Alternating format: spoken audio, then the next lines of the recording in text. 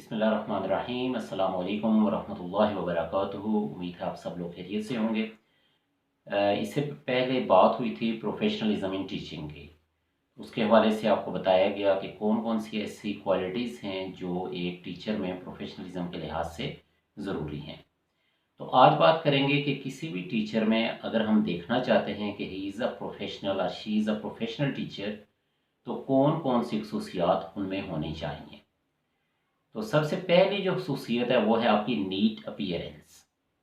ठीक है, अपने ड्रेस के लिहाज से, क्लास में आने जाने के लिहाज से, बात करने के अंदाज से, सबसे पहली चीज़ जो फर्स्ट इम्प्रेशन आप अपना बनाते हैं वो आपकी अपीयरेंस है। अब अपीयरेंस में क्या चीज़ आ जाती है? आपका ड्रेस आ जाता है, आपके बोलने चालने का अंदाज़ आ जाता है, आप किस तरीके से दूसरे को मुखातिब करते हैं, ये सब चीज़ें अपीयरेंस में आ जाती हैं। यानी हमारा जो फर्स्ट इम्प्रेशन बनता है स्टूडेंट्स पर या हमारे कोलीग्स पर, वो हमारी अपीयरेंस की वजह से ही होता है। इसलिए अगर आप देखना चाहते हैं कि एक टीचर प्रोफेशनल हैं या नहीं है, तो सबसे पहले ये देखें कि उनकी अपीयरेंस कैसी है। दूसरी बात जो आ जाती है वो है आपका positive interaction with the students. अब पॉजिटिव इंटरेक्शन क्या है कि स्टूडेंट से जो भी आपका रब्ता हो वो एक बेहतरीन अंदाज से हो। आपके आपका बोलने का अंदाज़, अपने स्टूडेंट्स को मुखातिब करने का अंदाज़, उनको किसी भी तरह से मोटिवेट कर रहे हैं उसका अंदाज़, उनकी गलतियों की इस्लाह कर रहे हैं उसका अंदाज़, तो ये सब चीज़ें इस चीज़ में शामिल हैं कि आपका स्टूडेंट के साथ पॉजिटिव इंटरेक्शन होना चाहिए। नेक्स्ट जो पॉइंट आ जाता है वो है आपका positive interaction with your colleagues.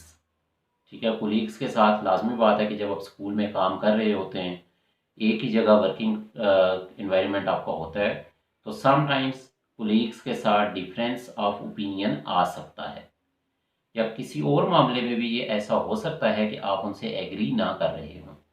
लेकिन उसका क्या मतलब है? उसका मतलब ये है कि अगर आप एक पॉजिटिव वे में अच्छे अंदाज से अपनी राय का इजहार करते हैं, तो ये एक प्रोफेशनल टीचर होने की निशानी है। इसी तरह आपका जो कुलीग के साथ इंटरेक्शन होना चाहिए वो प्रोडक्टिव होना चाहिए। यानी आपकी जितनी भी डिस्कशंस होती हैं कुलीग्स के साथ, तो वो उसका कोई ना कोई नतीजा आना चाहिए। यानी वो स्टूडेंट्स के बारे में हों, आपकी टीचिंग स्किल्स की बेहतरी के लिए हों, आप स्कूल की बेहतरी के लिए काम कर रहे हों, एज अ होल स्टूडेंट्स की बेहतरी के लिए काम कर रहे हों, तो ये आपका interaction with your colleagues that also counts a lot if you are a professional teacher. फिर नेक्स्ट स्टेप क्या है? वो है कि ऑन गोइंग प्रोफेशनल ट्रेनिंग्स। आपकी जो प्रोफेशनल ट्रेनिंग्स, किसी भी किस्म की ट्रेनिंग्स हो रही हैं, तो उसमें बड़े अच्छे अंदाज से आप पार्टिसिपेट करें। If there is some occasion या आपको कोई अपॉर्चुनिटी मिलती है, तो बजाय इसके कि आप उसे बचने की कोशिश करें, आप कोशिश करें कि आप बेहतर अंदाज से उसमें हिस्सा लें, क्योंकि प्रोफेशनल डेवलपमेंट टीचर के लिए बहुत ज़रूरी है। हर शोबे में ये ज़रूरी है, लेकिन specially if a teacher is there, तो उनके लिए अगर हम ये चाहते हैं कि वो प्रोफेशनली अपने आप को बेहतरीन तरीके से प्रेजेंट करें, तो आप कोशिश करें कि प्रोफेशनल ट्रेनिंग से रिलेटेड कोई भी मौका आपके हाथ से ज़ाया ना जाए। यानी वॉलंटरली अपने आप को प्रेजेंट करें if there is some chance of professional development. बहुत से अदारों में और हमारे एजुकेशन डिपार्टमेंट्स में यानी महकमाना तौर पर ट्रेनिंग्स का इनेकाद किया जाता है।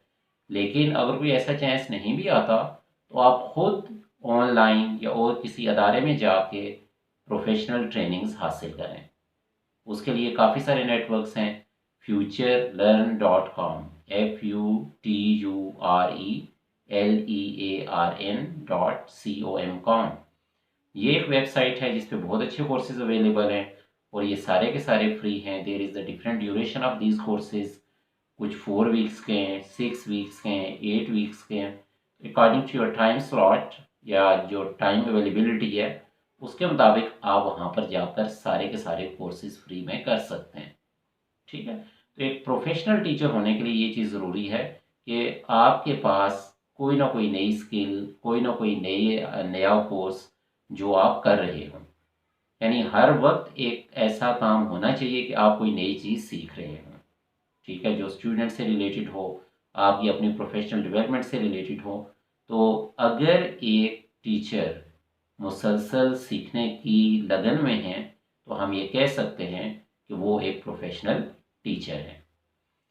फिर इसके बाद स्टूडेंट के साथ काम कैसे करना है, तो ये भी एक प्रोफेशनल टीचर होने के लिए ज़रूरी है कि जब भी आप स्टूडेंट के साथ काम कर रहे होते हैं, आप उनको पढ़ा रहे होते हैं, उनसे असाइनमेंट्स पर काम करवा रहे होते हैं, उनकी वैल्यूएशन कर रहे होते हैं, तो हमने एक अच्छे और मौसर अंदाज में अपने स्टूडेंट्स को गाइड करना है।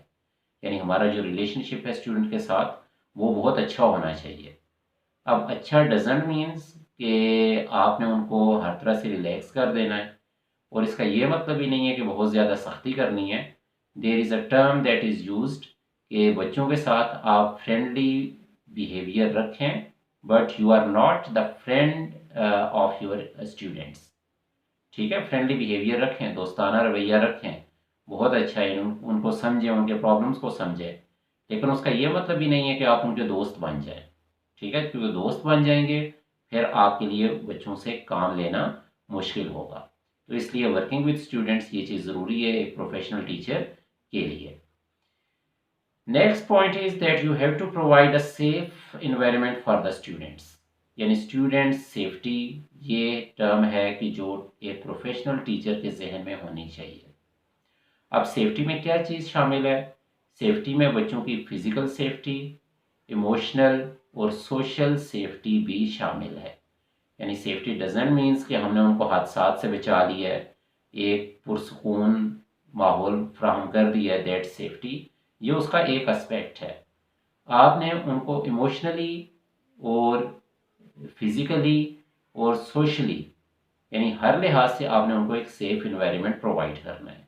ठीक है, फिज़िकली क्या चीज़ है कि बच्चे के बैठने की प्रॉपर जगह हो, क्लासरूम आपका, यानी it is the responsibility of the school and the teacher कि बच्चे को ज़्यादा से ज़्यादा आप फैसिलिटेट करें। आमतौर पे अगर जगह की तंगी है तो आप कोई ऐसी स्ट्रेटजी अपनाएं कि बच्चा बेहतर तौर पे उस जगह को यूज़ कर सके। इसी तरह क्लास का माहौल, रोशनी का इंतज़ाम होना चाहिए। इसी तरह सर्दी है, गर्मी है, मौसम के लिहाज से आपका प्रॉपर इंतज़ाम उसमें होना चाहिए। तो ये चीज़ें ज़रूरी हैं जो फिज़िकली आप वहाँ पर प्रोवाइड करेंगे। इसी तरह फिज़िकल के साथ साथ इमोशनली भी बच्चे को सिक्योरिटी फ्राहम करना ये एक प्रोफेशनल टीचर की जिम्मेदारी है। अब इमोशनल सिक्योरिटी क्या है? मींस क्लास में बच्चे की कोई हरासमेंट ना हो। इसी तरह अगर कोई बच्चे को तंग कर रहा है तो उसको प्रॉपर तरीके से मैनेज किया जा सके। बच्चों को किसी भी उनके कलर की बुनियाद पे, रिलीजन की बुनियाद पे, ठीक है, या किसी और भी बुनियाद पर बच्चों को डिस्क्रिमिनेट ना किया जाए, उनमें किसी भी किस्म की डिस्क्रिमिनेशन नहीं होनी चाहिए।